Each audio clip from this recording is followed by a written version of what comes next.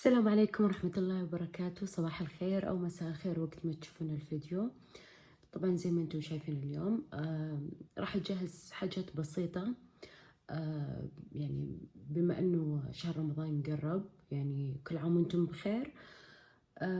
فأنا ماني من الناس اللي كل شيء يعني تجيب بكميات وتحطها بالفريزر، لأن ما أحب هذه الحركة. وخصوصا يعني إنه أنا يعني إن شاء الله شهر رمضان كله أنا متواجدة، كل شيء انه راح يتصلح مثلا بيومه. هذه السبانخ. فانا صراحه يعني السنه اللي فاتت السبانخ ما عجبتني، تجي الجاهزه المفرزه. واحيانا كثير ما القى السبانخ الفريش فاتورط، فقلت السنه هذه من بدري نجيب السبانخ، على اساس انه اذا احتجت مثلا في يوم بصلح. طبعا هذه السبانخ حشوه للفطائر. الشيء الثاني اللي هو اللي على اليسار كزبره. فهذول الشغلتين يعني هم اللي انا اهتميت فيهم السنه هذه. خلينا نمسك القفازه، نحط القهوه هنا، صورتهم شغله. يعني الاشياء هذه الذبلانه كذا يعني جاي لونها على اصفر اشيلها.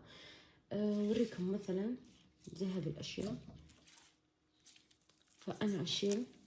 في ناس ترى ما تشيلها، بس انا اشيلها، اخذ الاوراق بس. بالنسبه للسبانخ الحمراء ما عجبتني، حجمها جدا صغير وما هي نفس الخضراء. المره اللي فاتت اخذتها كانت مره حلوه، لكن تفاجأت المره حجمها مره صغير ومليانه طين، تنقيتها بتكون صعبه. فزي ما انتم شايفين كذا انا بس اشيل منها السيقال، يعني اترك فيها جزء بس اشيل يعني الساق. اللي بيتركها يتركها، بس انا بالنسبه لي اشيلها.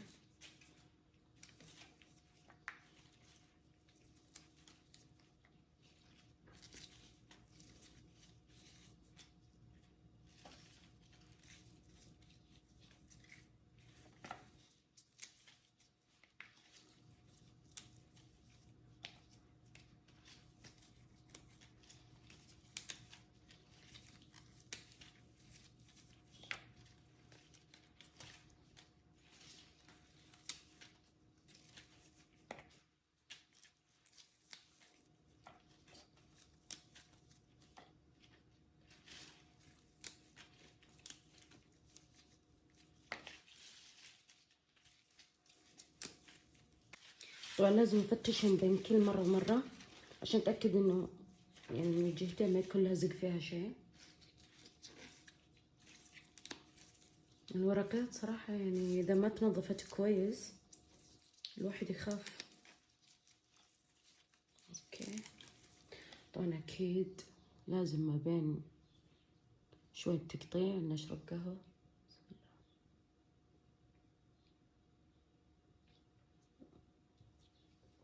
حارة، شربتها بسرعة وطلعت حارة. ما عليه.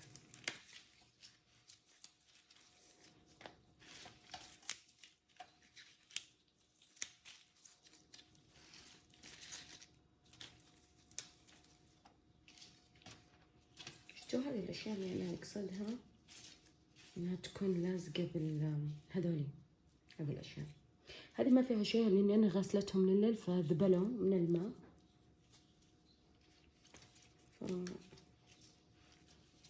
هذه مو كويسة.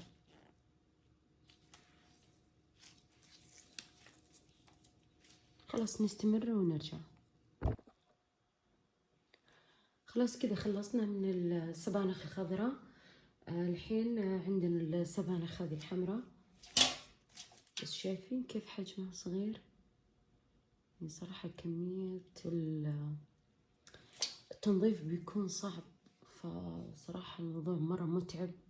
يعني الخضر وحجمها كبير أتعبتني، لكن هذه صغيرة مرة فتحتاج صراحة مجهود. يعني لما غسلت بالبداية ما توقعت ان الموضوع بيكون صعب لهالدرجة. فيلا ما هي مشكلة، نتعب اليوم عشان نرتاح بكرة. هذه كذا أنا بس أريح راسي كذا. طبعا اللي ما أقدر عليه جايب معي سكين زي كذا.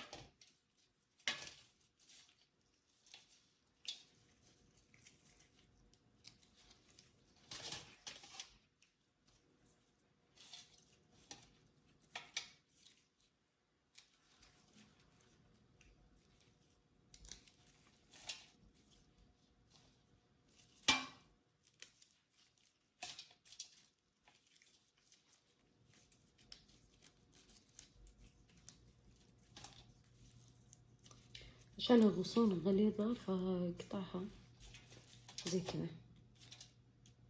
بكمل الباقي واشرب بقية قهوتي وارجع.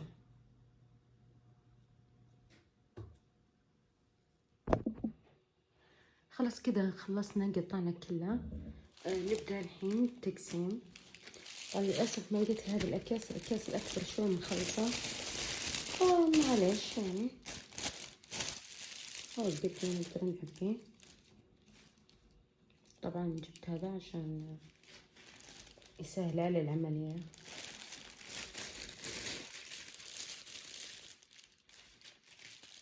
طبعا أنا هستمر كذا إن أنا أعبي الأكياس كلها، بس باخذ القياس حق الطبخة الواحدة. اوكي، بما انه انا بسوي كحشوة فطائر فما راح تكون الكمية كبيرة.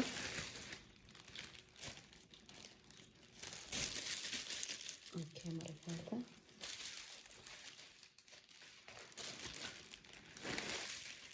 خلاص الكمية هذه كافية. وهذه الكزبرة بعبيها على اكياس، اذا خلصت نرجع لكم.